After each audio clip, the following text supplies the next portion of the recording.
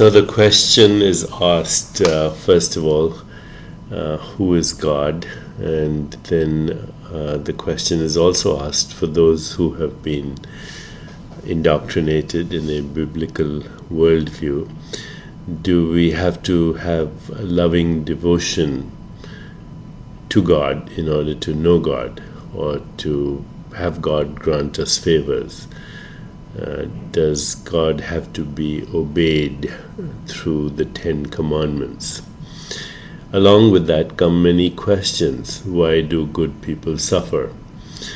Why is there suffering in the first place?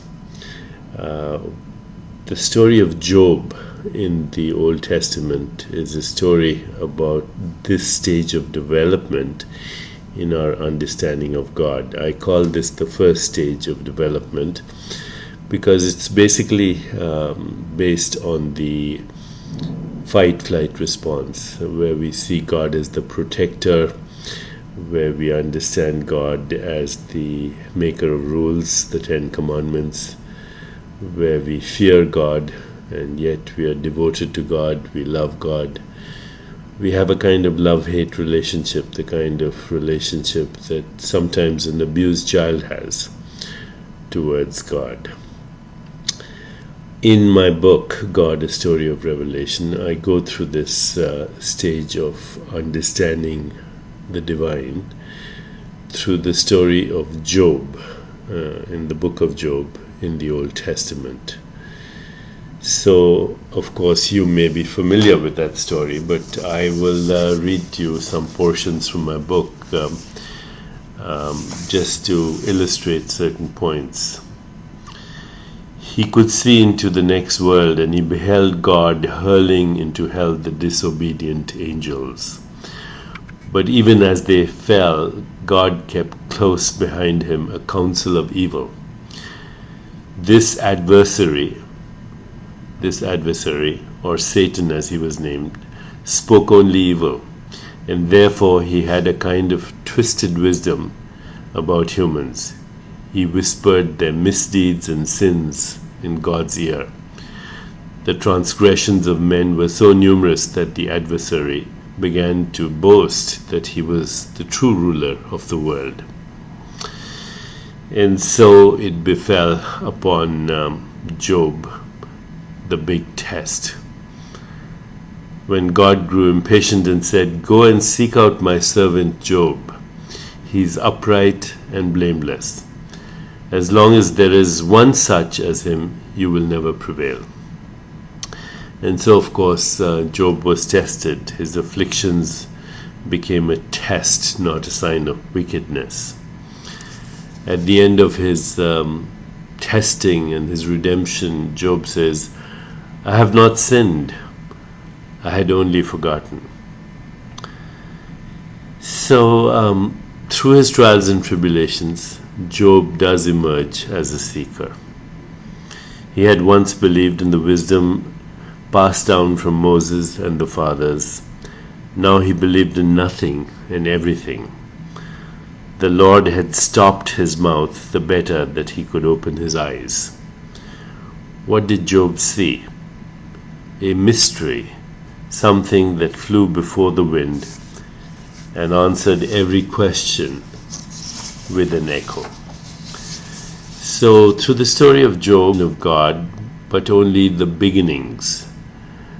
This is not to say that Job's understanding of God is primitive. God is already advanced by the time we encounter Job, because every aspect of life in ancient Israel was centered on God. As long as there are laws, customs, and a shared identity, which are complicated things, God will be just as complicated. But I think Job does ask an important question. Why me? Why me? This question of Job is about the human yearning to know why to everything. Why is there a universe? Why do we have awareness of the universe? How do we fit in? Is God an external being out there that created the universe and created us, and therefore We are His children, and therefore we have to obey Him and love Him as a commandment. And if we don't, will He punish us? I think it's very obvious that this is a projection, an idea that comes from fear, that comes from not knowing who we are, that comes from projecting God as an external being, as an idea that we have of somebody out there who created both the universe and us. And this easily can turn into a dysfunctional relationship. Does the story of Job have any relevance for us? I think it does, because Job starts to unfold a long history of the evolution of God, and he's a reminder that human beings have had the question why for a long time. Therefore, Job is a station along the way, and every station must be experienced before the traveler can move on. Otherwise, we are fated to repeat Job's predicament rather than solve it. So my book, God, A Story of Revelation, starts with the story of Job, with the basic question, why? Why are we here? If there is a God, why is there a God? If there is a God, does that God care about us? As you notice in the Old Testament, God is a He, God is a male, and that reflects the patriarchal beginnings of human civilization. As we move through my book, God, the story of Revelation, we'll go into the dynamics of revelation. What does it mean?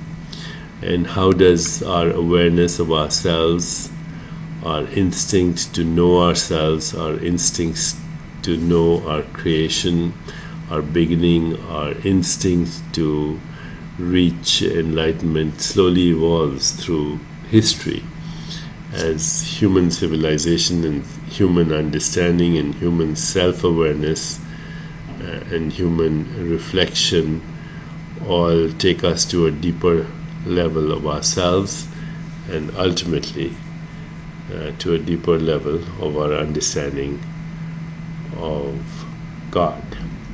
More to come.